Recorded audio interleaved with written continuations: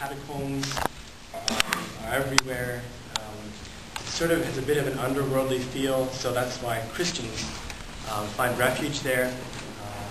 And of course, there are embalmers of the dead and their minions.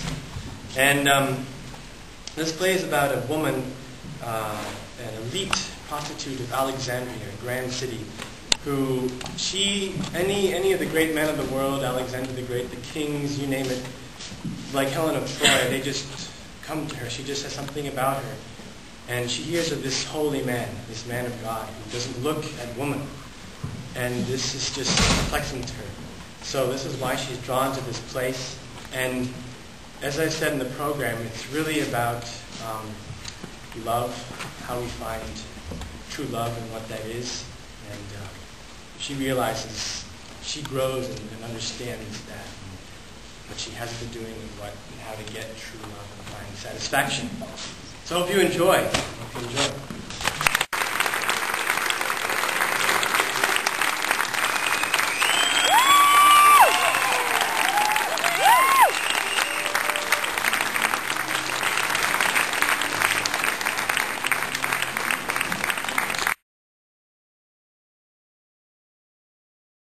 Understand what it was when he left. The show wasn't finished and he just left the theater, and he was in this very unsettled state, and he went to such a degree of I don't know what you'd call it, just depression and insecurity. He worried about his mother a lot, that he wasn't able to go to the theater for a whole year. And at that point in his life, he thought, no more theater, I can't handle this anymore.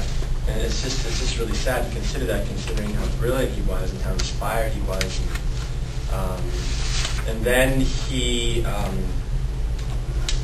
was walking along the street one day, and he noticed in the window this book called Knowledge of the Higher Worlds and Entertainment by Rudolf Steiner.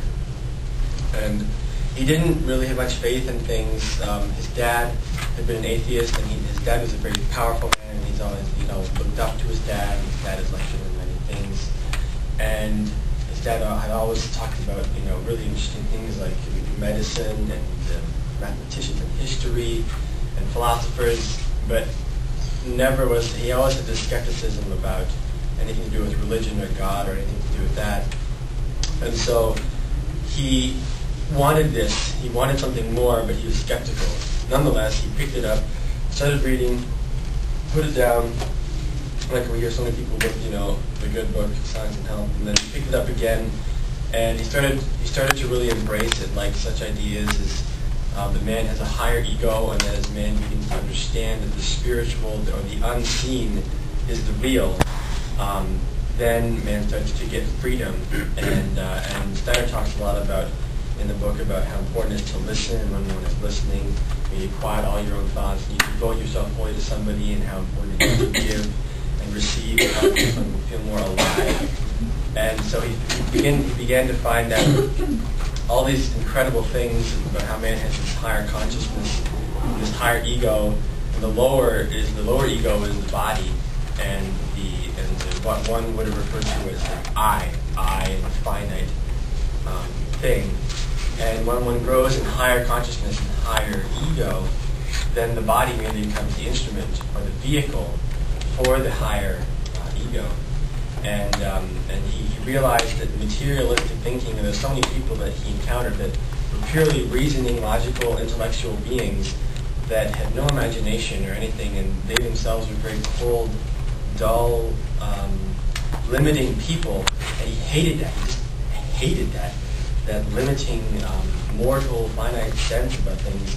And so he strove for the imagination and for the unseen, and that's why his work, I think, is so important, and why he's going to take things to where they need to go. He said in naturalism, naturalism is going to end with gunshots and screams and bloody murder and terror and all this stuff, which we've seen, in films. I think we've already seen the end of that, of naturalism. And he said the way we need to go is we need to show the spectator, the audience, what is possible, what life really is, and what it can be, and what being alive is. And being alive has nothing to do with the outward sense of things. Being alive and life itself is to do with what is within one and what can come out and what one must and needs to awaken to truly feel alive and to give and receive with all life forms, human beings especially. And then we can truly be alive and empathize and find life. And so that's why Michael Chekhov and his work will be so important to continue with theater and progressing society as well.